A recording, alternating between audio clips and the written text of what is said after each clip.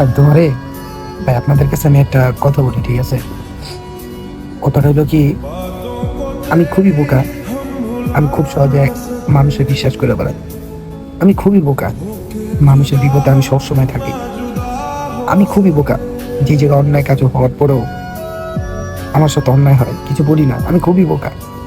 অন্য মানুষের দোষ কইরাও, অন্য মানুষের দোষ নিজের গাড়ি দিই। আমি খুবই বোকা। সবাই আমারই ব্যবহার করে। আমি খুবই বোকা। মানুষের কষ্ট সহ্য করতে পারি না। আমি খুবই বোকা। আমি সবাইকে সাহায্য করি। আমি খুবই বোকা। আমি সবার মতো বাসার না। আমি খুবই বোকা। আমি গাধার মতো খালি। বলার কিছু নেই। আসলে একটা কথা কি জানেন, মনে পড়তেছে, সেটা হলো আজকে আমার বাবে থাকলো হয়তো আমার কামও করা লাগতো না, আমার এত কষ্টের কামও করা লাগতো না, ঠিক আছে? ভাই আছে, ভাইকে আর সারা জীবন খাওয়াইবো।